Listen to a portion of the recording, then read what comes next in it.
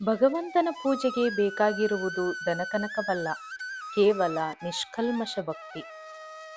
ಮನಸ್ಸಿಗೆ ಮದವೇರಿದಾಗ ಸ್ಮಶಾನದಲ್ಲಿ ತಿರುಗಾಡಿ ಬರಬೇಕಂತೆ. ಏಕೆಂದರೆ ಅಲ್ಲಿ ನಾನು ನನ್ನಿಂದಲೇ ಎಂದ ಎಷ್ಟೋ ಜನ ಮಣ್ಣಾಗಿ ಕಾಣಸಿಗುತ್ತಾರೆ.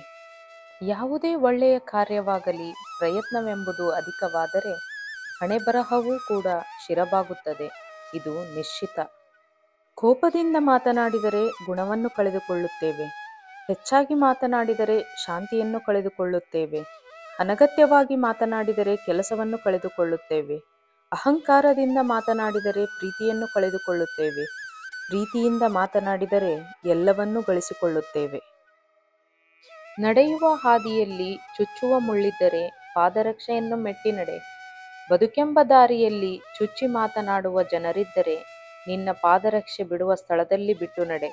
ಶ್ರೀಕೃಷ್ಣ ಹೇಳುತ್ತಾರೆ, ಸಾಬೀತುಪಡಿಸಬೇಕು ಎನ್ನುವುದು ಪ್ರೇಮವಲ್ಲ, ಮನಸ್ಥಿತಿ ಅರ್ಥ ಮಾಡಿಕೊಳ್ಳದಿದ್ದರೆ ಸ್ನೇಹವಲ್ಲ, ಕಷ್ಟಕ್ಕೆ ಬರದಿದ್ದೋರು ಸಂಬಂಧಿಕರಲ್ಲ, ಈ ಮೂರನ್ನು ಅರಿತವರು ಸಾಮಾನ್ಯರಲ್ಲ. ಯಾವುದು ನಿನ್ನ ಭಾಗ್ಯದಲ್ಲಿದೆಯೋ ಅದು ನಿನಗೆ ಸಿಕ್ಕೇ ಸಿಗುತ್ತದೆ. ಯಾವುದು ನಿನ್ನದಲ್ಲವೋ ಅದು ಎಷ್ಟೇ ಪ್ರಯತ್ನಿಸಿದರೂ ಸಿಗಲಾರದು. ಚಿಂತೆ ಬಿಡು, ಜೀವನದಲ್ಲಿ ಬರುವುದೆಲ್ಲವನ್ನು ಬಂದಂತೆ ಸ್ವೀಕರಿಸು. ಯಾರು ಯಾರನ್ನು ಉದ್ಧಾರ ಮಾಡೋಕ್ಕೆ ಆಗಲ್ಲ, ಯಾರು ಯಾರನ್ನು ಹಾಳು ಮಾಡೋಕ್ಕೂ ಆಗಲ್ಲ. ಅವರವರ ಯೋಚನೆಯೇ ಅವರ ಉದ್ಧಾರಕ್ಕೆ ಹಾಗೂ ಹಾಳಾಗುವುದಕ್ಕೆ ಮೂಲ ಕಾರಣವಾಗಿರುತ್ತದೆ. ತನ್ನ ಮನಸ್ಸನ್ನು ಗೆದ್ದವನಿಗೆ ಮನಸ್ಸೇ ಒಳ್ಳೆಯ ಸ್ನೇಹಿ, ಆದರೆ ಮನಸ್ಸು ಗೆಲ್ಲುವಲ್ಲಿ ವಿಫಲನಾದವನಿಗೆ ಮನಸ್ಸೇ ಅತ್ಯಂತ ದೊಡ್ಡ ಶತ್ರು. ಜೀವನ ಇರುವುದೇ 2 ದಿನ, ಒಂದು ನಿನ್ನ ಪರವಾದ ದಿನ, ಒಂದು ನಿನ್ನ ವಿರುದ್ಧವಾದ ದಿನ.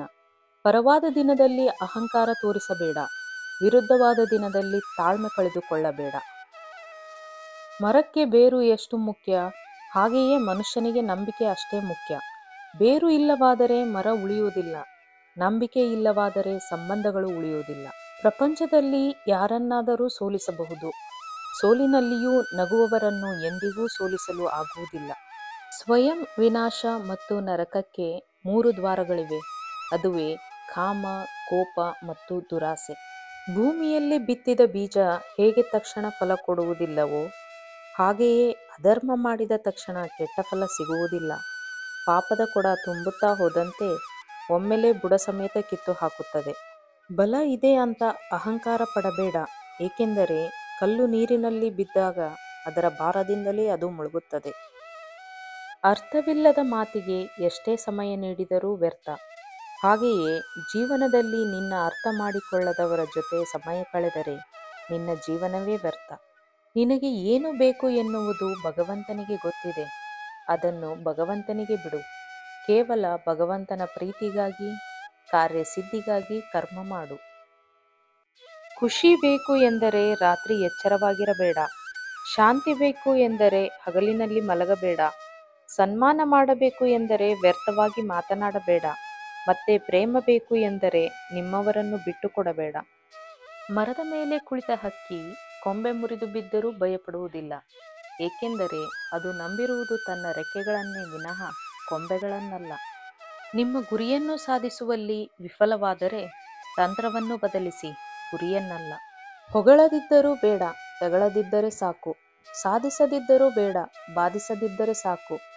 ಪರರ ಸರಿತಪ್ಪು ಬೇಡ, ನಿನ್ನ ಆತ್ಮಕ್ಕೆ ನೀ ಸರಿಯಿದ್ದರೆ ಸಾಕು. ಎದುರಾಳಿಯನ್ನು ಮಾತಿನಲ್ಲಿ ಬಾಯಿ ಮೇಲು ಮಾಡಿ ಗೆಲ್ಲುವುದಕ್ಕಿಂತ ಮೌನದಲ್ಲಿ ಸುಮ್ಮನೆ ಇದ್ದು ಗೆಲ್ಲುವುದು ಉತ್ತಮ. ಜೀವನದಲ್ಲಿ ಸಮಸ್ಯೆಗಳು ಬಂದಾಗ ನಾವು ಯಾರ ಹತ್ತಿರ ಸಲಹೆಗಳನ್ನು ತೆಗೆದುಕೊಳ್ಳುತ್ತೇವೆ ಎಂಬುದು ತುಂಬಾ ಮುಖ್ಯ. ಏಕೆಂದರೆ ದುರ್ಯೋಧನ ಶಕುನಿ ಹತ್ತಿರ ಸಲಹೆಗಳನ್ನು ಕೇಳುತ್ತಿದ್ದ, ಅರ್ಜುನ ಕೃಷ್ಣನ ಹತ್ತಿರ ಸಲಹೆಗಳನ್ನು ಕೇಳುತ್ತಿದ್ದ. ವಿಧಿ ಬರೆದಿದ್ದನ್ನು ಯಾರೂ ಕಸಿದುಕೊಳ್ಳಲು ಸಾಧ್ಯವಿಲ್ಲ. ದೇವರಲ್ಲಿ ನಂಬಿಕೆ ಇದ್ದರೆ ನಿಮ್ಮದಾಗದಿದ್ದು ಸಿಗುತ್ತದೆ.